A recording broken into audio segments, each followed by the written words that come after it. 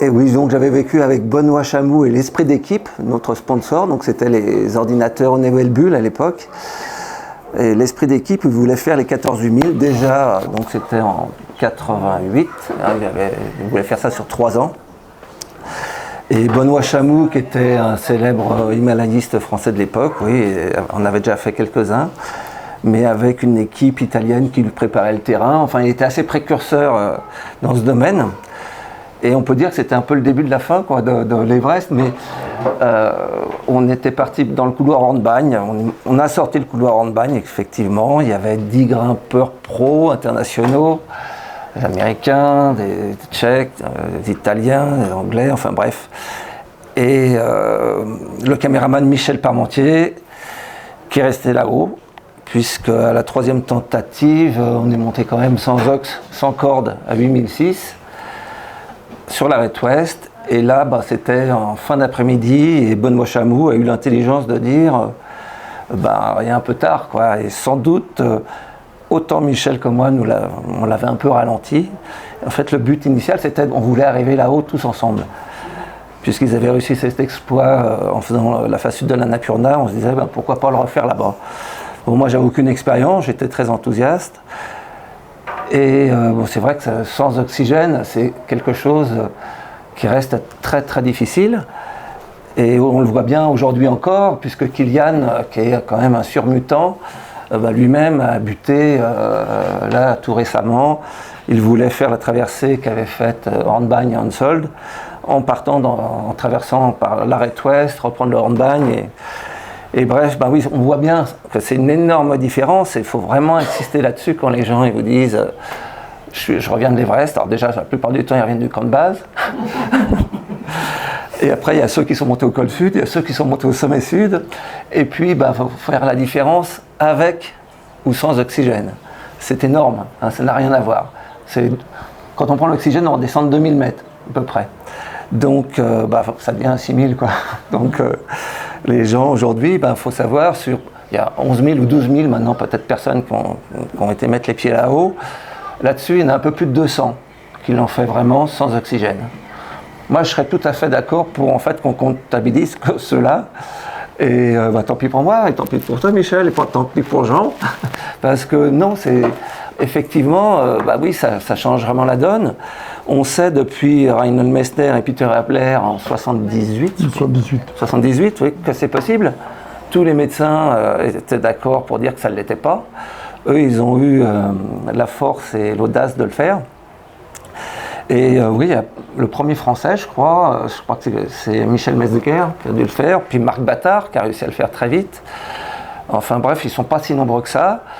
Et puis parmi ces 220, je crois à peu près, on peut mettre en avant ceux qui ont fait ça en technique alpine par des voies nouvelles, des trucs très difficiles, mais peu sont vivants.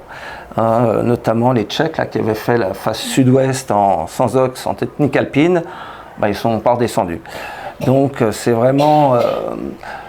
faire l'Everest sans ox, c'est un exploit. Le faire par une voie technique, c'est exceptionnel, et ça restera exceptionnel. Le problème, c'est qu'aujourd'hui, on peut pratiquer tous la montagne d'une façon ou d'une autre, mais le problème, c'est qu'aujourd'hui, on ne peut plus y aller comme ça. Parce que, déjà, le côté chinois, ils interdisent de sortir des cordes fixes. Ça, c'est la nouvelle norme. Donc, il n'est plus question de faire une voie. Et puis, côté népalais, ce sont les Sherpas d'altitude qui ont pris le business. Et tant mieux, vaut mieux que ce soit eux plutôt que des Saïbs, comme on lit dans ce super bouquin sur la vie de Tenzing, que j'ai pas encore terminé, mais vraiment, depuis hier, je suis là-dedans. Je le trouve extraordinaire parce que, justement, ça met un peu les points sur les i. Parce que là, j'ai des amis, là, tout le monde parle de l'Everest. Alors, en fait, qu'on soit un voileux, qu'on soit bientôt Jeff Bezos, il va y aller. Enfin, ça devient n'importe quoi. Et à l'époque, même en 90, on n'était encore pas pleinement conscient quand même de l'impact. Je ne parle même pas d'écologie, mais même de l'impact sur les populations. Et ces Sherpas, bien sûr, exceptionnels. Déjà à l'époque, c'est eux qui faisaient tout le portage. Mais aujourd'hui, il faut savoir, oui, c'est juste un problème de fric. On prend 1, 2, 3 Sherpas pour porter les bouteilles, et puis à partir de 6002, le camp 2, hop, voilà, ça n'a aucun intérêt. Le seul intérêt de l'Everest, c'est justement ce phénomène de manque d'air, tout simplement. Et c'est là que le corps, petit à petit, il faut beaucoup de temps, il va s'adapter. Et tout l'enjeu, il est là. Et c'est une transformation qui est réelle. Et quand on redescend, on a l'impression d'avoir des ailes. Maintenant, on redescend, il faut vite retrouver Bobonne, et puis on prend l'hélico. Voilà. Il faut savoir qu'un coup d'hélico entre le camp de base de l'Everest et Katmandou, pour retrouver l'hôtel 5 étoiles et la piscine, c'est $500. C'est moyen de vivre pour un an, quasiment, pour des Sherpas.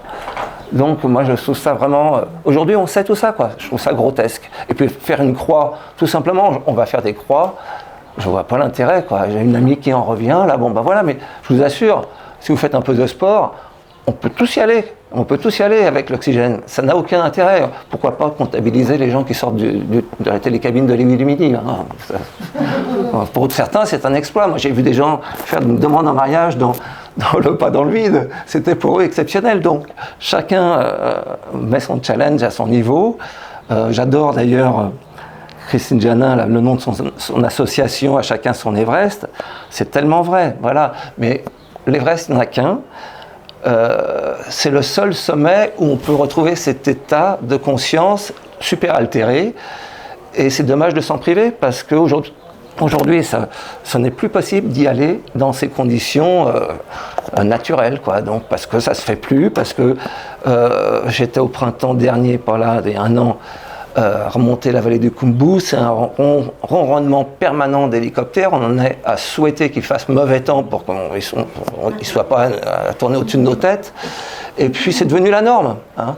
Alors, soi-disant, oui, ça va éviter la dangerosité de l'icefall pour les Sherpas. C'est pas vrai. C'est les Sahibs encore qui vont aller directement au camp 2. Parce que de toute façon, ils se sont préparés à la maison en caisson Hippobar. Donc ils arrivent là-haut, et puis très vite, il faut le faire, quoi. Il faut faire la croix pour pouvoir dire en rentrant qu'on l'a fait.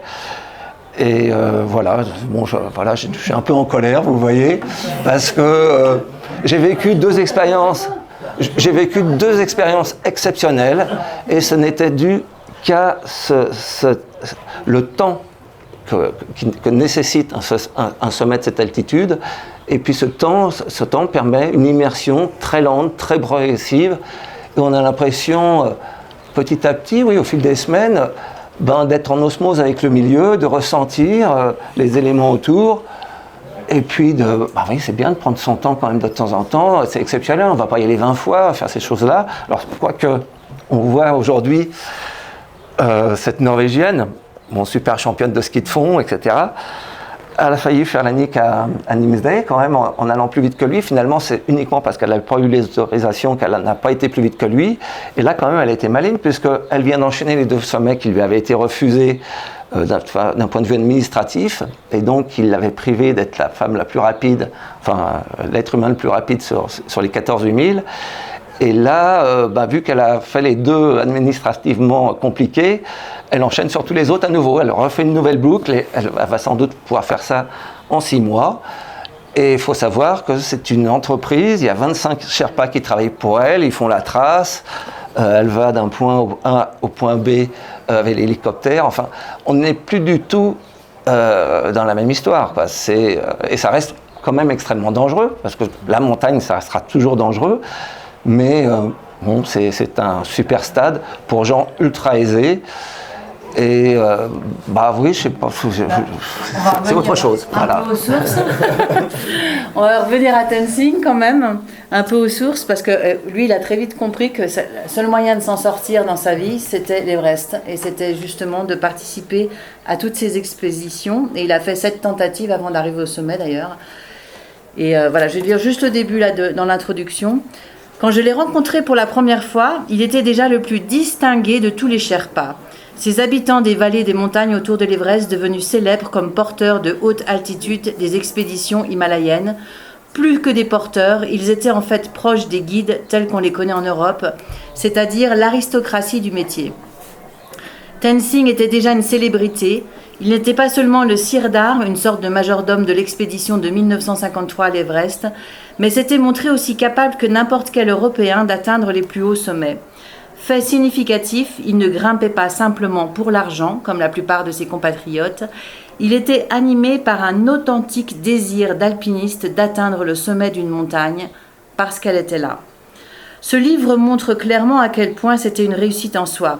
Tenzing était né défavorisé au sens matériel à un degré presque inimaginable dans nos sociétés occidentales. Fils d'un éleveur de yaks nomades des vallées du sud-est du Tibet, il était probablement né sous une tente, et si cette naissance digne de la mythologie ne suffisait pas, le jeune homme exilé pour des jours meilleurs en pays Sherpa n'y fut accueilli qu'en citoyen de seconde zone. Être un immigrant tibétain du Nord n'était pas le meilleur des viatiques dans le cercle très fermé des Sherpas. Pourtant, lorsque je le rencontrai pour la première fois en 1952, il était déjà un prince parmi les Sherpas, une star qui attirait tous les regards. Il avait atteint cette position éminente par la force de sa personnalité, par un professionnalisme extrême et par une capacité exceptionnelle à s'adapter au monde en général. Il s'était facilement lié avec des étrangers britanniques, suisses, français et américains, était devenu l'ami de beaucoup d'entre eux et avait facilement adopté certaines de leurs habitudes. Sans être jamais sorti du sous-continent indien, cet homme qui n'avait jamais vu la mer était déjà un vrai cosmopolite. Ouais, on découvre dans le livre en fait qu'il a eu un destin assez incroyable, Tenzing. Et enfin, toi, tu as commencé à le lire et c'est assez surprenant de voir. Moi, je pensais qu'il était Sherpa. Ouais. Bon, comme tout le monde, Tenzing, il arrive, voilà, le premier. Et moi, j'étais toujours impressionné de voir ce système de caste en Inde, mais au Népal. Les Sherpas, ça représente une toute petite minorité. Et même parmi les Sherpas qui sont bouddhistes, moi j'ai été étonné de leur attitude vis-à-vis d'autres ethnies qui se portent dans les basses vallées. C'est très hiérarchisé, c'est très racisé, et ça ne correspondait pas au minimum de mes connaissances en matière de bouddhisme. Et bon, ça se confronte. Le Népal a été en guerre pendant des années aussi avec le Tibet. Après, il y a eu les Anglais qui sont venus encore remettre une couche. Et c'est vrai qu'il y a aussi des gros problèmes d'une ethnie à l'autre. Et même si, alors Jeanne pourrait étayer mon propos parce qu'elle est spécialiste, mais il y a eu plusieurs déplacements de population depuis le Tibet vers le Népal, au 12e, au 13e, au 17e. Et on les appelle tous Sherpas vu d'ici, mais là-dedans il y a les Gurung, il y a les Tamang, enfin il y a multiples esprits. Sherpas, c'est ceux de l'Est. Sherpas, voilà, c'était les anciens Kampas, et du Kham, voilà, qui récemment, là encore, étaient considérés comme les bandits. Et voilà, c'est toujours les révoltés, bon. Et ce sont les plus pauvres qui sont chassés d'un coin et que l'on empêche de descendre dans les vallées plus riches en bas. Donc, heureusement, les pommes de terre sont arrivées, ça a un peu sauvé tout le monde, mais pendant un moment, c'était vraiment des gens très très pauvres. Moi, j'étais choqué l'an passé de me faire... qu'on me demande de l'argent dans les rues de Kumujung, quoi, parce que j'avais eu ça au Maroc, mais pas là-bas. Et puis à côté, je voyais les DZ, plusieurs DZ d'hélico par petit village. Je me disais, mais on marche sur la tête. Alors je suis sans doute quelqu'un de très naïf, mais j'espère le rester d'ailleurs. Et non, je trouve ça choquant, effectivement. Donc, ouais, je suis tombé sur une femme, elle me dit, je suis dans la panade, mon mari s'est fait écraser par sa charge, il faut que je scolarise ma fille. Ah bon, bah oui, j'avais rien sur moi, j'avais laissé pour à l'hôtel, au lodge. Je me suis dit, je vais repasser la voir quand je redescendrai, puis on est pas repassé par là, et j'y retournerai la voir cette femme, parce que ça m'a choqué. Ah oui. Ils n'ont pas de système d'assistance entre Sherpas ou quelqu'un qui... C'est pas la compagnie des guides de Cham, non. Non, mais je pensais qu'il y avait quelque chose quand même. Ouais, il y a sans doute... Nanouche, peut-être tu pourrais nous... Non, il n'y a pas de caisse de secours, il n'y a rien. Donc c'est c'est les familles, beaucoup, mais des fois il y a des tensions comme dans toutes les familles. Donc non, c'est un peu compliqué. Et cette femme, on voyait, elle avait eu son lodge, mais là, elle n'arrive même plus à l'entretenir, elle était en survie totale. Alors Kumjun, c'était quand même le village riche, au-dessus de Namche Bazar, magnifique. C'est un lieu exceptionnel. C'est là où Tenzing habitait. C'est là où Tenzing, et c'est là où il arrive à monter son école. Et la fille, la gamine, elle voulait aller à l'école. Voilà, elle était super mignonne. Moi, je l'avais croisée dans la rue. Je me dis, il faut absolument que je la retrouve, cette gamine, tellement elle est belle que je fasse le portrait. Puis bon, finalement, c'est sa maman qui m'appelle.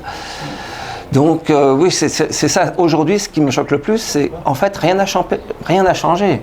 Les Sherpas, les Népalais sont toujours dans la misère. En plus, il y a eu le Covid. Avant, il y avait eu le tremblement de terre. C'était une catastrophe. Quand vous allez à Katmandou, vraiment, c'est la misère.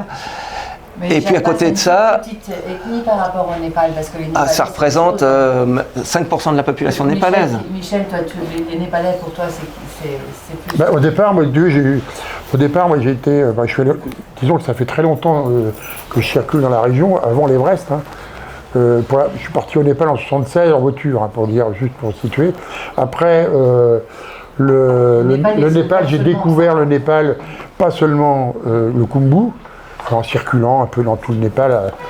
Et puis ensuite, en ce qui concerne l'Everest, au départ, je ne pensais pas y aller vraiment.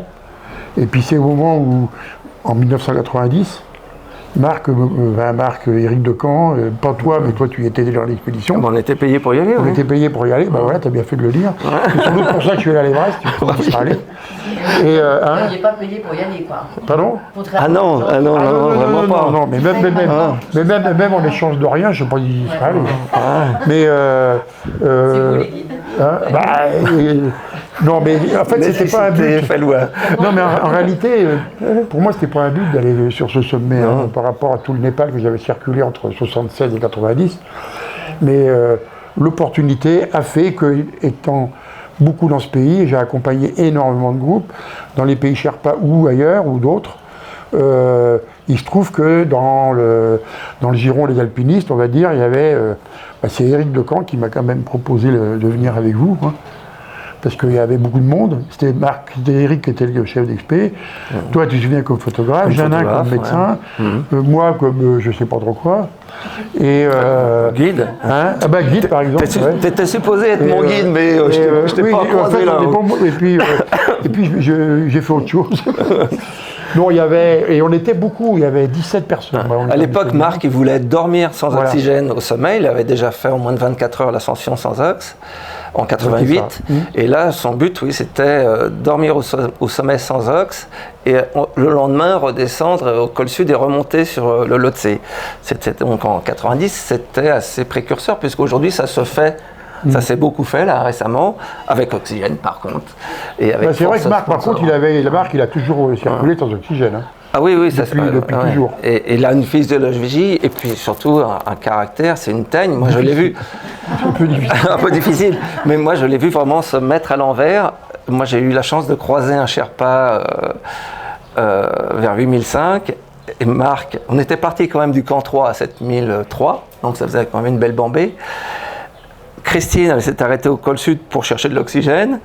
Moi, j'ai continué, j'étais enthousiaste, toujours assez optimiste. Et puis Marc, qui avait dormi un peu plus longtemps que nous, a une physiologie exceptionnelle. Et on s'est retrouvés à peu près tous les trois vers 8005. Et là, il y avait Navantilé, un des Sherpas de l'expé, qui avait monté son sac de couchage le matin avec Éric Decamp. Et qui, normalement, avait préparé un petit nid douillet là-haut. En fait, c'était juste un trou, gros comme un seau avec le sac dedans. Et donc, Marc m'a dit « Oh, tu devrais prendre son fond de bouteille, là, parce que tu vas pas bien vite maintenant. » Et là, oui, ça change tout, vraiment. Il y a une sensation de chaleur qui diffuse dans le corps. Et puis d'un coup, les synapses se touchent. Et là, j'ai vu que j'avais cassé mon film. Depuis un moment, j'étais sur la même pellicule, ça faisait une centaine de photos.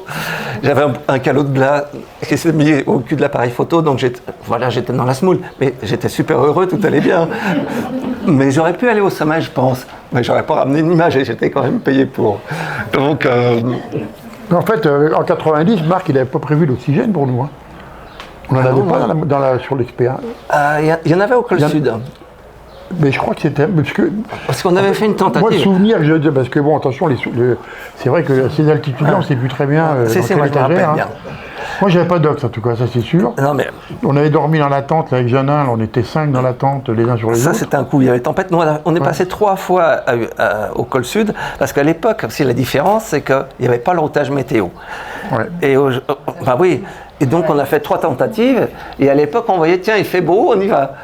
Et puis, on marchait, on faisait camp de base, camp 2, camp 2, camp 3. Camp 4, col sud, et puis là, mince, il fait plus beau là, il faut redescendre. Donc à chaque fois, on grille quand même un peu les cartouches. Et aujourd'hui, le routage météo est tellement précis qu'ils partent dans la tempête, et puis le routeur leur dit, dans 2 heures, il va se mettre à faire beau, allez-y, il y a un petit créneau de 5 heures, ça va le faire. Donc en effet, c'est quand même un vrai progrès, ça. Mais pour ça, oui, il faut être en liaison avec l'ordinateur, il ne faut pas avoir coupé les ponts avec la famille, avec la société, avec tout ça, quoi. Et moi, je sais que j'ai adoré couper tout. Et puis, voilà. C'est sûr. C'est tout, quoi. C'est la différence. Le bonheur, il est là. Pour en revenir à Galgal, c'est marrant parce que comme nous en 92, après cette expérience de 90, moi je suis monté à 8, je me souviens très bien, à 8002. Et à 8002, sans oxygène, j'ai coulé ma bielle, quoi. Et parce qu'on n'avait pas réussi à préparer la bouteille. J'ai les photos de ça. Moi, j'avais pas de bouteille, mais à 8002, optimiste, comme tu dis, je pensais que peut-être j'allais y arriver. Bon, on est pas optimiste quand même. Mais là, à 8002, moi, j'ai... Et puis, on est redescendu. Alors, les détails sont pas très importants, si ce n'est que j'ai pas fait le sommet, en 90. Et puis, j'avais bien vu ce Galzen qui circulait dans la cascade de glace, qui mettait les échelles, qui mettait les cordes. Bon, on le côtoyait, en fait, nous, on s'en occupait pas de ces Sherpas. Ils faisaient le job, mais ils avaient une super technique. On s'en occupait pas. Hein, ils avaient une super technique, quand ils arrivaient près des crevasses, ils balançaient des petits drapeaux de prière. Et ça, je l'ai mis dans le film. Voilà, oui, mais on le voit pas dans le film. Non, mais ce qu'il y a, c'est qu'après, moi, je pensais, j'ai raté l'Everest, enfin, je n'ai pas fait le sommet, c'est pas très grave. Et par contre, c'est là que Terda me propose de retourner en 92.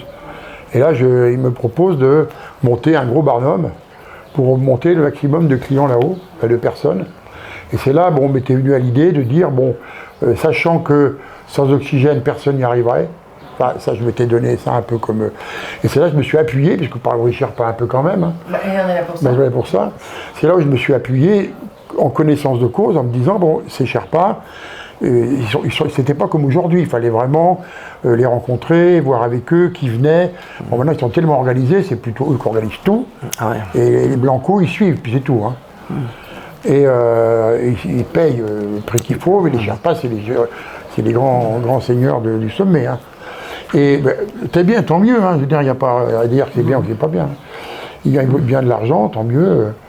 À l'époque, un Sherpa qui faisait 5 expés sur l'Everest, ça lui permettait de monter un lodge pour son épouse dans le village. Et donc, c'était quand même de la famille. Revenus, je pense. Donc c'était des bons revenus. Moi, j'en ai fait un peu. Moi, je me souviens plus parce que je ne hein. pourrais pas dire combien, parce que moi, j'étais dans l'organisation Interdam, donc je sais très bien comment ils ont été payés, mais je ne m'en souviens plus. Mais c'était un budget qui était quand même confortable. Et sachant que si on voulait monter un peu de monde là-haut et qu'ils redescendent vivants si possible, il fallait quand même une grosse infrastructure des Sherpas, pas des guides français, hein, pas des guides étrangers. Et là on avait monté tout un système, c'est moi qui avais eu un peu, avec Terda, l'organisation était très longue hein, à Paris, pour mettre le nombre de Sherpas qu'il fallait pour qu'on soit au maximum de sécurité, avec des talkie-walkie. Les Sherpas avaient des radios, nous on avait des radios, tout le monde avait des radios, on se parlait, et moi j'étais un peu chef d'orchestre dans tout ça, contrairement à 90. Il n'y avait que 2 guides. Hein. Il y avait 2 guides. 2 guides. Et après le reste, c'était que des Sherpas. Et des clients. Et des clients, il y en avait combien? Je crois qu'il y en avait 17 ou 18. Pour 2 guides? Non, il y avait 4 guides. En fait. Ouais. En fait, le problème, c'est qu'il y avait un guide qui était un peu décalé par rapport... Bon, je ne vais pas rentrer dans les détails. C'était un peu décalé par rapport à nous. Et Yvan Estienne, mais qui s'était cassé une côtelette ou une clavicule avant de partir. Donc il n'était pas très opérationnel, mais il était là. Et non, mais il avait mal partout. Non, mais il n'aurait pas eu. Il s'est cassé une je ne sais plus quoi, juste avant de partir. Bon, il est venu, mais tant mieux. Mais, et Philippe Grenier, moi. Voilà. En fait, Philippe Grenier et moi, on a fini. 7 clients, quoi. Ah non, mais il n'y en a que 3 qui sont montés au sommet. Hein. Ah, quand même, oui, bien sûr. Mais non, parce qu'en fait, l'idée, c'était, grâce à ces Sherpas avec qui j'étais en phase complète, je savais que tout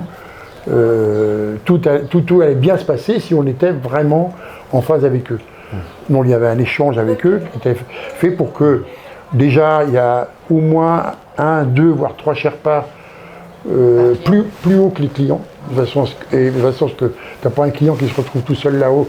Mais ça, c'était une technique qui est plus du cours maintenant.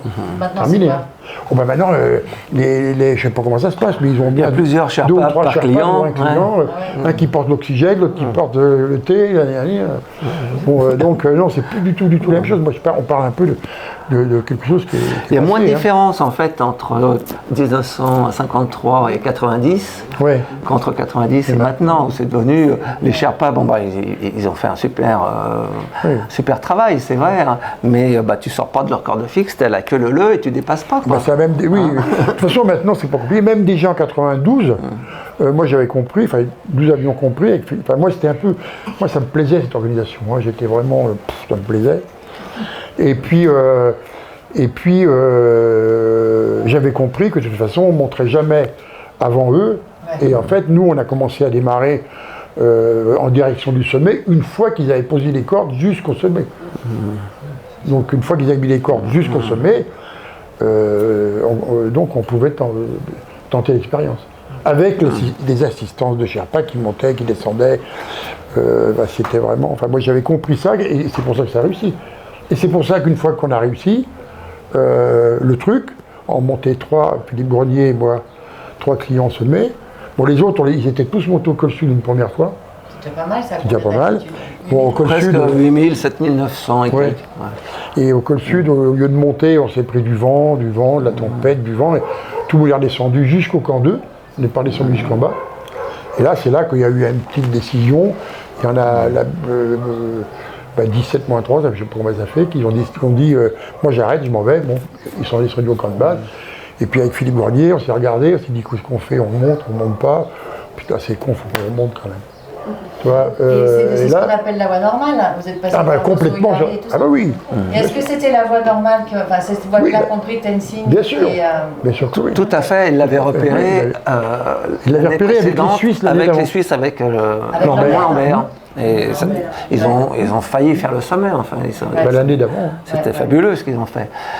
Ils avaient déjà fait un premier repérage de l'ISO l'avant avec, je ne sais plus avec qui. Avec Lambert. Hein? Non. Avec Shipton, il me semble. Ah, tu crois qu'ils ont fait Oui, avant, bien avant. Shipton, c'est le grand de l'Everest. Les Anglais avant. Il avait quand même fait cette tentative. Il en avait fait avec Shipton, avec les Anglais, avec les Suisses, avec beaucoup de monde. Mais c'est très bien que ça soit difficile et qu'on fasse plein de tentatives. Non, mais lui, c'est un peu le monsieur de c'est pour lui quand même le Tenzing. C'est quand même grâce à lui que tout le monde est arrivé derrière. Oui, bien sûr. Je repars de la société Sherpa, de Tenzing et de sa jeunesse.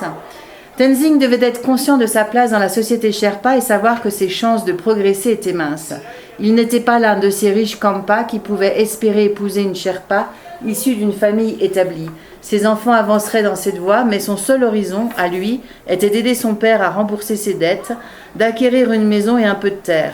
Pendant les fêtes, quand le Chang, la bière locale, émoussait la politesse Sherpa, son allure, son intelligence et son charisme devaient irriter des hommes mieux nés, mais moins gâtés par la nature. Avec son 1,73 m, Tenzing était plus grand que la plupart des Sherpas et moins trapu. Il devait être loin de parler couramment le dialecte Sherpa à son arrivée et son tibétain restait marqué par l'accent de Karta. On les appelait les Kartawa, les gens de Karta, explique Dorje Lato. Tenzing pouvait être toléré, pas intégré. L'ironie est que s'il s'était installé définitivement dans le Khumbu, ses enfants et leurs enfants seraient devenus au fil des ans de vrais Sherpas, mais Tenzing serait resté un paysan, grattant sa terre et n'aurait jamais connu la célébrité. La date de son arrivée dans le Khumbu est incertaine. Norbu Tenzing, le plus âgé de ses fils encore vivants, pense comme d'autres membres de la famille que Tenzing avait environ 7 ans, peut-être moins. Dolka Marpa, la domestique de Tasawa, affirme qu'il était adolescent et avait peut-être 14 ans. Il a peut-être fait des séjours dans le Khumbu comme saisonnier avant de s'y installer plus tard, quand son père l'a mis au service à Kunjung. En fait, on se rend compte que tout est flou, les naissances, les lieux, les dates. Mais Tenzing, en fait, est tombé amoureux d'une Sherpani et qui ne faisait pas partie de sa société, Dawa Putty. Et en fait, pour pouvoir vivre sa relation, il est parti à Darjeeling avec elle. Ils se sont sauvés. Elle s'est échappée. Ils se sont sauvés. C'est aussi, enfin, faut expliquer Darjeeling aussi pourquoi les Sherpas, aller à Darjeeling à l'époque, c'était parce qu'il y avait les Anglais. C'était le fief des Anglais et c'est là qu'on montait les expéditions. C'est ça? Oui, ils sont encore là. Il y avait une école de Sherpa à Darjeeling, ouais. Je ne sais pas où ça en est aujourd'hui, par contre. Il y a toujours. Hein? Ah oui. Il y a toujours? D'accord. Voilà. Et donc au début de 1935, il épouse Dawa Putty, cette femme dont il est amoureuse, et il commence à être accepté par la communauté Sherpa, même si le couple avait espéré que Sepa Purda, le père, reviendrait à de meilleurs sentiments à leur égard. Et ils furent déçus, son père l'a totalement renié, se souvient leur fille Nina Tenzing Galang. Elle n'a jamais reçu le moindre héritage. Au lieu de cela, le mari de sa sœur Nini a été accueilli dans la famille pour hériter de la richesse de Sepa Purba. La brouille qui en résulta entre Ang Tsering et Tenzing ne fut jamais complètement oubliée. Le nom de Dawa Putty signifie femme qui porte des enfants. Elle tomba rapidement enceinte. Tenzing se devait d'être à la hauteur, subvenir aux besoins de sa femme, montrer à sa famille que son choix avait été le bon. Mais il sortait toujours au même problème. Il ne possédait pas de livret de l'Himalayan Club. Son nom ne figurait sur aucun registre. Ceux qui détenaient les clés de son avenir lui étaient inconnus. Eric Shipton, le chef de l'expédition de l'Himalayan Club à Darjeeling, et Karma Paul, l'homme d'affaires et interprète tibétain qui jouait un rôle essentiel dans l'embauche des porteurs d'expédition. Et pourtant, Shipton, à un moment donné, le choisit, et Shipton écrit « Sur une centaine de candidats, alors qu'il en manquait que 2 à un moment donné, c'est vraiment in extremis, pour accompagner l'expédition de Darjeeling, presque tous étaient de vieux amis, y compris bien sûr Ang Tarkay, celui qui était donc avec Herzog à l'Annapurna, Pasang et Kusang, mais il y avait un garçon tibétain de 19 ans, un nouveau venu, choisi en grande partie à cause de son sourire attrayant. Son nom était Tenzing Norgay ou Tenzing Botia, comme on l'appelait généralement. Donc c'est incroyable de se dire qu'il a été choisi juste par son physique.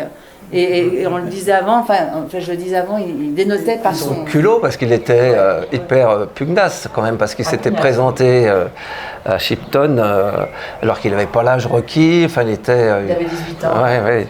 Donc il en voulait vraiment et il était dans le besoin de toute façon. Donc il avait bien compris qu'il serait dans une vie malheureuse s'il ne faisait pas ça. Après, je n'ai pas fini le livre, je ne sais pas si elle était vraiment heureuse, mais en tout cas, elle a eu une vie intéressante, riche. Il a eu une vie incroyable. Ouais. Il a eu une vie incroyable et on découvre pas mal de choses aussi sur la société de l'époque et sur le mode de fonctionnement, puis sur toutes les tentatives qu'il y a eu aussi et toutes les expéditions. Et avant, c'était les Anglais, vraiment, qui ont eu le monopole sur l'Everest pendant des années. Ils ont failli y aller en 24, donc il y a 100 ans quand même. Non, et puis, a priori, ceux qui ont vu le second ressaut, là, ils pensent même, Cédric Gras qui vient d'écrire un bouquin là, chez un autre éditeur, sur les alpinistes de Mao. A priori, il y a peu de chances qu'ils aient réussi à passer le deuxième ressaut, parce que c'est très technique, et avec les moyens de l'époque, etc. Bref. Et ce sont ceux qui ont... ils en avaient. Mais c'est surtout quand ils sont partis en expé Konrad Anker pour le National Geographic et qu'ils étaient à la recherche de l'appareil photo de Mallory, justement. Et c'est là, en faisant les recherches, ils ont trouvé que le passage n'était pas aisé. Et après, après ce but, les Chinois ont mis une échelle. Et ça a facilité grandement quand même le passage. Donc c'est par là qu'est passé. Pendant un moment, dans les années, parce que donc ça c'était le début de la fin, avec le début de ces expéditions commerciales, mais après ça a très vite explosé, notamment avec des agences américaines, avec des agences néo-zélandaises, avec Robol. Moi, après, j'étais journaliste pour Alpinisme et Randonnée, on avait des pubs de Robol, il annonçait 100% de réussite à l'Everest. C'était quand même, vu les aléos, très, très gonflé. Et qu'est-ce qui s'est passé? Il en est mort. En 96, le bouquin de John Krakauer, qui était dans l'expé, et le film qui en a été tiré, est très bien. On voit vraiment ce qui s'est passé. C'était vraiment le début de ces grosses expéditions. Et on a l'impression que plus il y a des cartons et plus ça attire le monde. Et c'est un peu comme il n'y a les pas paquets tellement de cigarettes, d'accidents, quoi. non? Avec les cordes fixes et les Sherpas, je ne sais pas s'il y a beaucoup d'accidents. Là, il y a eu 2 morts, 2 Sherpas encore dans la cascade de glace quand même. Là, maintenant, là. Voilà, il y a 15 jours. Ouais. Ah, oui. Et Oriane Aymar, qui était, elle les a eu.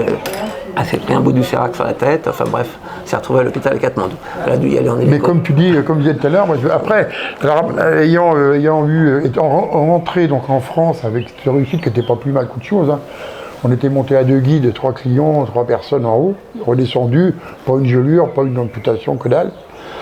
Et après, bon, ça m'avait interpellé quand dans les gens que je rencontrais facilement, qui me disaient « Ah, t'as fait l'Everest, c'est bien, t'as fait l'Everest, c'est bien ». Et c'est là qu'il m'est venu l'idée de me dire « Oui, mais attends, si les Sherpas montent pas les cordes jusqu'au sommet, on fait pas l'Everest. Hein. Et ça m'a interpellé, j'avais écrit 2-3 bricoles dans le Pirando, et c'est là, bon, que l'idée... Alors que j'avais jamais tenu une caméra de ma vie, j'avais à peine fait des photos, j'avais même pas l'appareil photo. Je m'étais dit, ce serait quand même bien de leur raconter une histoire et de faire un petit film. C'est ça. Les mettre en avant parce que pendant très longtemps. J'ai réussi à retourner en 97. Ils étaient à peine comptabilisés. Hein. Ils étaient à peine comptabilisés, les Sherpas. Les Sherpas, ils étaient à peine comptabilisés. Ils s'appelaient Sherpas. Voilà. Ah bah si, j'étais comptabilisé comme sommiteur quand même. Oui, oui. Sur les 220 là, qui sont arrivés au sommet... Sans oxygène. Il y a combien de Sherpas du coup? Je ne connais pas les chiffres. Regardez l'actualité là. On trouve ça sur Internet maintenant. Ah, mais c'est beaucoup, oui. Et plusieurs fois même. Mais ceux qui il y en a 27 là. Ouais, mais avec Il y en a 27. Mais je ne sais pas combien il y en a fait sans oxygène, combien il y en a fait avec, je sais pas. Le Saïd qu'on a fait le plus, c'est... Ils prennent l'oxygène parce qu'ils sont... Maintenant, oui. Oui, bien sûr, ils sont là alors pour faire... Alors peut-être que c'est arrivé que certains le fassent sans pour dire je l'ai fait. Oui, voilà, une fois sans. Il y avait Babou Tsering qui était avec nous en 90, qui l'a fait... Comme il l'a fait avec oxygène, non? Non, il l'a fait sans ox, je lui ai passé le moufle. Et après, il a été un des premiers à faire plus de 10 fois le sommet. Il a essayé de refaire dormir au sommet également. Et il est mort bêtement côté tibétain au camp 2. Il est tombé dans une crevasse au camp 2. Voilà, en allant faire une photo. Au camp 2. Comme quoi, la photo, c'est très dangereux. Voilà. Mais non, c'est vrai que sur les 220, oui, non, les Sherpas, la plupart, ils vont le faire une fois comme ça, peut-être pour voir, mais c'est leur boulot. Et c'est du luxe d'aller se mettre en danger comme ça. Donc eux, ils n'ont pas ce luxe-là. Moi, je me suis vraiment... Oui, ça a été des rencontres, des très très belles rencontres que j'ai faites avec tous ces gens-là. Et ton ami, là, Galzen, qui en film, s'est arrêté. Ouais. Qu'est-ce qu'il est devenu?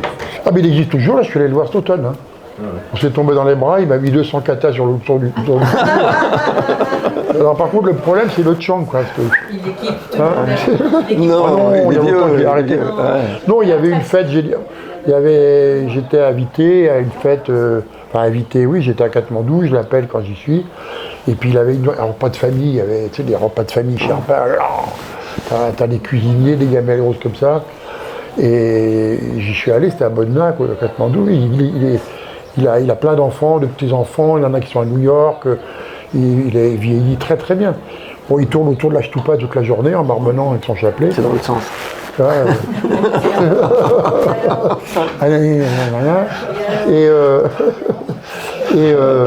Et bon, c'est une belle rencontre, Galzen, pour moi, une très très belle rencontre.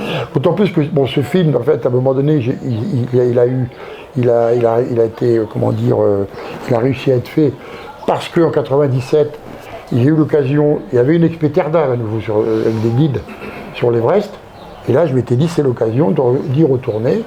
Moi je n'avais pas le cahier des charges d'aller au sommet, je n'allais pas comme guide. Bon, au niveau des budgets, je me suis fait inviter par tout le monde, donc ça m'a coûté 0. Et en échange de faire peut-être ces images, avec des conseils de Jean Afanasieff, qui m'a vraiment conseillé, et Laurent Chevalier, c'est les deux qui m'ont conseillé. J'avais jamais tenu de caméra de ma vie, attention. Je suis parti vraiment sans avoir fait une seule image. D'ailleurs, ça se voit. Mais je me suis appliqué. Et l'histoire de ce petit film est rigolo, parce que je m'étais appliqué à faire toutes ces images, comme on m'avait expliqué de le faire. Et puis quand je suis arrivé à Paris, Jean, dans la maison de prod de MC4, on est allé voir le producteur, voir la monteuse de Annie Coppens, et qui m'ont dit on va peut-être arriver à faire quelque chose avec ça, quoi. Mais tu as fait venir des Sherpas aussi? Après. Non, mais là, l'histoire de ce film, bon, et comme tout le monde a été gentil, bon, bah, personne m'a rien facturé, donc le film a été filmé, bon, monté. Moi, j'ai filmé les images à Jean, les images que j'avais faites pour lui de son film avant l'Everest. Bon, tout ça, c'est une synergie. Et il manquait des images, il en manquait parce que moi, je ne savais pas que Galzen, il fallait raconter une histoire. Moi, je ne savais pas que dans un film, il fallait raconter une histoire. Donc l'histoire, c'est un métier, hein. C'est un métier. Et ça se fait à bout de ficelle, mais avec beaucoup d'aide. Et c'est là où je suis reparti avec Jean et Pierre Mazot pour faire le film sur Pierre Mazot, l'Everest à tout prix. Et c'est là où on a regardé les rushs que j'avais fait, les images que j'avais faites. Et Bailly, le producteur, a dit à Jean, bon, pour finir son film, il faudra faire ça, ça, ça et ça. En fait, c'est Jean qui a fait les images qu'il a complétées. Voilà. Et donc, tu as fait venir des Sherpas à Chamonix, ça tu peux le raconter quand même. Oui, alors c'est vrai, parce qu'après... Attends, on en voit, mais ceux qui viennent, c'est pour le boulot. Non, moi, ce qui s'est passé après, c'est que je m'étais extrêmement... j'ai trouvé que je m'étais accroché à ces mecs-là, comme des amis. Le film, en réalité, ce film-là, d'une manière ou d'une autre, vous allez bien le récupérer. Et, sur YouTube. Ben non, c'est pas sur YouTube, ça, justement. Ah bon? On va le mettre. Sur TV maintenant.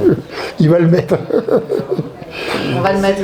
Ouais, vous démerdez-vous, mais Bailly, il n'a plus les droits, enfin, MC4 a plus. Ça, c'est David, c'est pas moi. Non, mais ça, il se démerde. Et donc, oui, après, une fois que j'ai eu ce produit fini, je suis allé tous les ans, je suis retourné dans le Kumbu, Galzen étant de Pongboche, le petit village de Pongboche. Je suis arrivé avec la cassette et on a passé le film de Galzen dans le village. Bon, ce qui était vraiment rigolo, une grande télé, machin. Ça a marché. Ouais. Et, ça, et puis, sa femme, à l'époque, m'avait dit « Ah, je suis content et tout », je ne l'avais jamais vu. Je ne savais pas exactement ce qu'il faisait. Non, mais c'était mignon tout ça. Hein. Ça a créé des amitiés. Et pour répondre à ta question, c'est qu'après, le temps passe, et je m'étais dit quand même, c'est quand même dingue, tous ces mecs au Népal, on les paye certes, mais ils s'occupent quand même bien de nous. Et c'est là où je m'étais dit, ce qui serait génial, c'est de leur offrir, de leur faire un cadeau. C'est quoi? C'est pas leur ramener des anoraks et des godasses. Et je m'étais dit si je pouvais leur organiser un voyage organisé en France. Mais un voyage organisé, dans lequel ils ne payaient rien, je n'avais pas les moyens de se payer, et dans lequel j'organisais tout. Donc j'ai réussi à trouver et les financements et les invitations en conséquence, pour en faire venir 12. Les 12 qui avaient été en quelque sorte sélectionnés sur des formations que j'ai fait après. Ils m'avaient demandé à moi d'aller faire des formations, mais tout ça, ça existe, ça existe encore, mais ça c'était en, je ne sais plus quelle année, hein, après 98, où j'allais là-bas et on mettait des camps de base. Et il y a des Sherpas pour une agence de trek qui s'appelait GHC, et dans lequel je faisais de l'escalade, de pose de corps de fil, du cramponnage, tout ça. Et on restait un petit mois à faire toutes ces... Et puis à force, il y en avait qui étaient mieux que les autres, enfin qui étaient plus forts que les autres, qui apprenaient mieux. Et après j'ai fait un sommet, le Dorje Lakpa, qui fait un 7000. Et là j'ai fait ça entre guillemets, travaux pratiques, et on en a sélectionné une douzaine, qui sont venus avec des faux clients, c'est-à-dire des gens qui venaient, qui étaient inscrits à Terre d'Ave, qu'on faisait payer très peu, hein, parce que c'était subventionné par Terre d'Ave et par, je ne sais plus qui, GHC. Et puis les 12 Sherpas ont équipé toute la montagne, et là je les laissais mettre les cordes fixes, moi je regardais si ça tenait, enfin bon. Et il faut dire aussi que cette agence, la spécificité, il était là. La spécialité de cette agence, c'était la première agence interethnique. Quand même. Oui. Bah parce que. Il y avait les Tamans, il y avait les Gourous, il y avait les Sherpas. Et c'est vrai, je me suis dit, parce qu'elle est venue faire les photos. Et d'ailleurs, il y a une collection de photos. Hein, on était au sommet ensemble. On était au sommet ensemble. Non, mais c'était génial ça. Et c'est après coup, c'est après le Dorje Lakpa, alors les années, je ne me souviens plus, où je me suis dit, ça serait quand même sympa de leur faire un cadeau. Et là, ma petite tête, assise sur mon tabouret, je me dis. C'était avant 2000, hein, je pense, non? Ouais, c'était avant 2000. Avant 2000. Je m'étais dit, bon, la bonne idée, c'est de faire un tour de France avec eux, mais un voyage organisé. C'est-à-dire les hôtels, les restos, les bus, tout. Quoi. Ils la Tour Eiffel. Hein, la Tour Eiffel. La Tour Eiffel. Alors après, les calanques. Un gros déballage. Plongé avec Kosker, la boîte Kosker. J'ai trouvé les billets d'avion, c'est le Red Gaulois d'Alain Guémard qui m'a filé les billets d'avion. Moi j'allais taper partout, il y a un peu de sous à prendre. Et la mairie de Cassis qui m'a offert une dizaine de jours à Cassis, les bateaux, les restaurants, les hôtels. Les plongeurs pour les emmener en plongée. Vous n'avez jamais vu la mer, hein, bien sûr. Hein et non, mais il n'y a pas besoin de savoir nager quand tu plonges. Non, tu les sur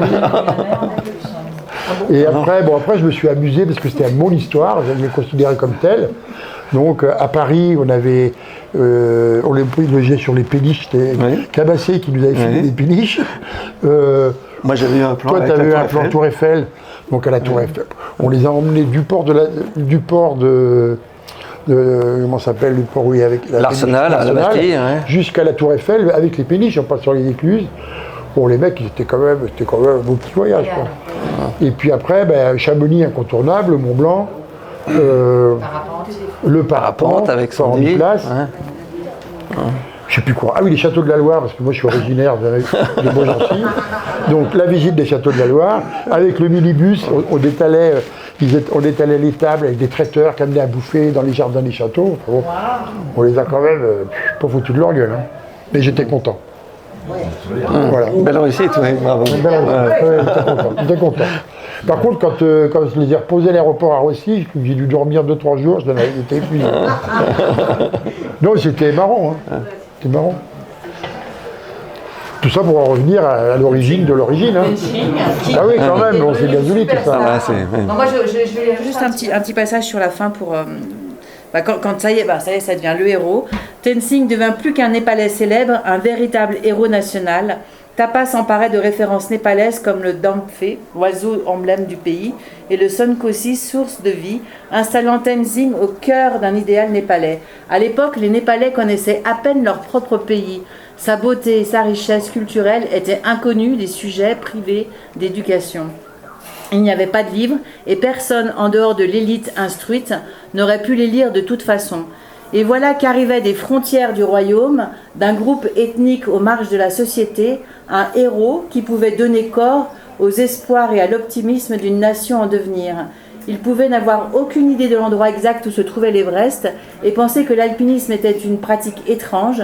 Il savait reconnaître le succès. Et puis pour la petite histoire, donc il est devenu vraiment un héros comme un dieu, quoi. Et il a pu communiquer. Tandis que Ang Langmu, Pen Pen et Nima se précipitaient vers Katmandou, donc ses enfants, Tenzing se trouva confronté à un nouveau danger déconcertant qu'il n'avait jamais eu à affronter dans les montagnes, la célébrité. Les relations de l'expédition avec les médias étaient compliquées, comme déjà sous Herzog, j'imagine. Ils avaient signé un accord exclusif avec le Times de Londres, qui avait envoyé son journaliste James Morris chargé de transmettre des dépêches. Tenzing, cependant, n'avait pas signé de contrat. Cela faisait de lui une cible évidente pour les journalistes qui ne pouvaient rien obtenir des autres membres de l'expédition. Plus tard, lorsque John Hunt se rendit compte que les médias exploitaient cette brèche contractuelle, Tenzing fut invité à se joindre aux autres pour signer. On lui offrit même un salaire de 500 roupies par mois pendant 8 mois. Mais il était trop tard. Tenzing avait déjà été approché et avait compris tout ce qu'il pouvait tirer de son histoire. Pour la première fois de ma vie, j'étais en mesure de gagner une somme d'argent considérable et je ne voyais pas pourquoi il ne serait pas juste et correct pour moi de le faire. Et il avait absolument raison. Voilà. Enfin bon, il faut découvrir ce personnage, franchement. Alors pourquoi le cantonnier, c'est rigolo, parce que peut-être on peut se poser la question. Moi, après tout, quand on a fini les images, que tout a été fini, fait, il faut trouver un titre. Moi, j'avais pas d'idée. Et en fait, quand j'étais sur place à le filmer toute la journée dans la cascade de glace, parce qu'en fait, je ne suis pas monté beaucoup plus haut que la cascade de glace cette année-là, mais j'y allais quand même tous les jours, sans prendre un glaçon. Ceci dit, j'étais quand même à côté de lui, qui m'emmenait avec son chapelet toute la journée, donc je risquais plus rien, quoi. Et puis, il fallait trouver un nom, et le nom, je me dis, tiens, c'est la DDE de l'Everest, c'est lui qui pose des échelles, qui met des cordes, qui fait le boulot de... Et hop, le mot, c'est Bailly qui avait trouvé l'idée, on va l'appeler le cantonnier de l'Everest. Bien trouvé. C'est bien trouvé. C'est vrai. faut bien dire que cette cascade de glace, elle bouge en permanence et c'est un entretien quotidien. Les échelles, il faut les rallonger, les trucs qui se cassent la figure. Enfin, moi, je suis passé 14 fois dedans, c'était jamais exactement le même itinéraire. Donc, il y a vraiment du boulot. Ah oui, il y a du boulot. Mais j'y allais, en fait, y aller tous les jours, faire l'entretien. Alors, simplement, vous m'avez cité un nom tout à l'heure, Michel Parmentier. Oui. Ouais. Il a disparu. 88. Bah, il l'était, mais parce que. Je me souviens plus, ça remonte. C'était octobre 88 et donc on l'avait fait. Dans quelles conditions jamais? Alors je vous la fais courte, hein, mais Oui, parce que j'ai eu beaucoup de versions. c'était donc l'esprit d'équipe. Il était engagé comme caméraman, moi comme photographe, et bon, bah, forcément, il y avait une connivence. RTL à ce moment-là? Non. Là, il était engagé vraiment par Bulle, et donc il était supposé ramener un film, et puis il faisait les enregistrements audio, et on a fait plusieurs tentatives, et à la dernière tentative, on a fait une nuit au camp à 7003, après une à 7009. Sans ox, hein. On est monté jusqu'à 8006, là, donc la décision de Benoît de redescendre, et lui qui avait déjà fait le Conch Njunga avec Jean-Jacques Récoire qui était tombé à la descente, qui s'était tué à la descente, il avait fait le K2 sans ox aussi avec les Maurice et Liliane Barr qui n'étaient pas redescendus du sommet. Mais il avait une certaine baraka quand même, c'était pas un super technicien alpiniste, mais il tenait debout quand même, et puis il avait un gros moral. Et donc on a repassé une deuxième nuit à 8000 sans ox, et là on n'était plus que 4. Il a demandé à chacun qui voulait repartir le lendemain. Moi je vomissais, Benoît vomissait, Yoska vomissait, on était bien atteints déjà. Et lui, j'ai appris plus tard, en fait, il prenait des petites pilules pour la tension artérielle, etc., qui lui cachaient un peu les alarmes, quoi. Nous, on était dans le rouge et lui, il s'en rendait pas compte. Et le lendemain, la tempête arrivait, il commençait à neiger, et le couloir, il fait 2700 mètres, c'est un couloir d'avalanche. Donc, il fallait se tirer au plus vite. Benoît est resté un bon moment à essayer de le convaincre. Et lui, alors, on l'a retrouvé après... sur son corps qui a été retrouvé par une autre expédition catalogue, on a retrouvé la cassette audio, la cassette vidéo, donc bien sûr très émouvant pour tout le monde. Moi je suis redescendu dans la tempête limite, et je me suis occupé d'aller voir les parents, en faisant des projections, des photos et expliquer comment ça s'était déroulé, quoi, parce que les parents ils comprennent pas bien quand même ce qui se passe là-haut. Et non, il est encore là-haut. Parce qu'on redescend pas un paquet et on peut pas convaincre. Il avait 10 ans de plus que moi. On a récupéré l'année suivante, non? Non, on n'en fait rien. Un corps, il est là, quoi. Le corps? Non, pas du tout. Non, le corps, il n'a jamais été récupéré. Ah non, il y a une petite stèle au parking à Hongbuck, mais c'est tout. On peut... De quoi? De malaise cardiaque? Non. Alors moi, je l'ai vu. Il y avait Nikon, il m'avait passé un super téléobjectif. Donc moi, je suis redescendu vraiment limite. Et depuis le camp de base avancé, avec mon 800 mm, je l'ai vu repartir du camp à 8000, donc la teigne, hein, vraiment. Et puis, là où le Cornbagne devenait un peu plus raide, un peu plus étroit, là, les nuages l'ont enveloppé, et là, je l'ai perdu. Et puis, tout le couloir était chargé de neige fraîche, et c'était un pétard, en fait. On mettait les pieds dedans, puis nous, on avait l'expé, les camions chinois venaient nous récupérer le lendemain. Donc, il n'était pas question, et j'ai compris beaucoup plus tard, j'ai eu du mal à réaliser ça sur le coup, mais c'était ma première expérience.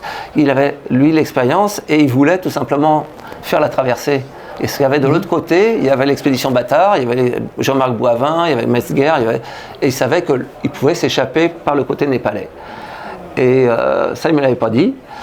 Et moi, je pense qu'on aurait pu atteindre le sommet, mais je suis heureux d'avoir remercié quand même Benoît Chamou d'avoir pris cette décision-là.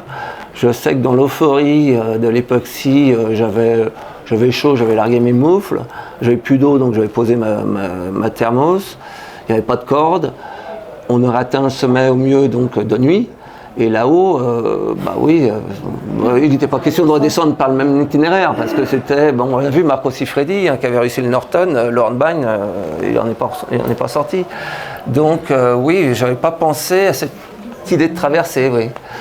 On va traverser très haut quand même, il fallait déjà sortir du couloir. Non, il fallait passer par le sommet. Ah, par le sommet, c'était par le sommet. Donc après, il fallait être sûr qu'il y ait des cordes sur le Rosso Hilary. Il y a eu un livre de fait chez Lafon où on parle un peu de ça, oui, enfin de 3 des expés de l'esprit d'équipe. Ça s'appelle l'esprit d'épique. Voilà. Ah, c'est ça, ouais. D'épique. Ouais. Mais. Non, moi, Michel, je l'ai connu au Cantier de Zunga en 81. Je le connais. Hein? Oui, non, c'était un type. Enfin, il engageait quand même beaucoup. Il engageait trop, il engageait beaucoup. Hein. c'était un type extrêmement sympathique, mais très spécial. Ouais. Moi, je me rappelle, il m'avait engueulé parce que. On s'entendait bien, mais il avait l'expérience. Et quand il m'a demandé est-ce que tu veux repartir avec moi demain, déjà on a vu l'information à la radio comme quoi la tempête arrivait. Et puis, oui, je voyais qu'en général, c'est lui qui redescendait tout seul quand même. Donc, non. Quand ils ont refait l'expo au K2, moi j'étais au Cantier de Zunga, mais Jean-Jacques et Michel sont partis du dernier camp pour faire le sommet, vite fait d'ailleurs. C'est un exploit. Oui, c'est une première alpine. Jean-Jacques et Michel l'ont fait très vite sans oxygène, c'était en 81. Moi j'ai coulé une bielle à 8000 à peu près. Il n'y avait pas d'ox, il n'y avait pas de corde, enfin bon. Voilà. Et puis Jean-Jacques est tombé à la descente, Michel est rentré tout seul. C'est-à-dire que pendant un moment, on est monté en direction du seul qui descendait. À ce moment-là, on ne savait pas lequel des deux était vivant, mais il n'y en avait qu'un. Parce qu'il y a bien ce mec qui descendait tout seul, et c'était Michel. Et qui nous a demandé, je me souviendrai où est Jean-Jacques, si tu ne sais pas, on ne sait pas. Voilà. Et après, Non, c'était le mental. Ouais, c'était vraiment le mental. Ouais, mental. Mais enfin, il marchait quand même. Ouais. Et en réalité, quand ils sont partis au K2, moi, on rentrait du camp, et c'était je ne sais plus dans les années, et les années 88, il est mort. Ah oui, c'est ça. Hein. 88. Nous, 81, c'est ça, 81 Scanch. Et quand il a remonté l'expé avec, alors là, il y avait Maurice Barrard, il y avait Liliane, il y avait la polonaise Wanda. Bon, moi, il m'avait pressenti pour retourner avec eux au K2. Et moi, ça m'ouvrait sans arrêt, j'en ai un peu marre. Et ça a été un drame, le K2. Vraiment, ils sont nombreux à être restés là-haut cette année. Et moi, le paradoxe, c'est que c'est Benoît Chamoux qui l'a sauvé par radio, dans le brouillard, dans la tempête, en l'indiquant, tu vas voir, il y a un moment où tu vas trouver, il y a quelqu'un qui a pissé là, il venait d'en descendre, et c'est là que se trouve l'entrée du couloir pour descendre. Et il l'a guidé par radio, et puis, paradoxalement, en 88, c'est dans l'expé de Chamoux qui plante quand même l'expé, et c'est sur le Canch ensuite 95. Que Benoît disparaît. Et là, j'étais avec une expé de Terre d'Ave, toujours avec des clients, pour essayer le Canch. C'était un peu une folie de monter là-haut avec des gens. Enfin, on a tenté le coup. Et j'étais en radio avec Chamoux, jusqu'à ce qu'il ne parle plus.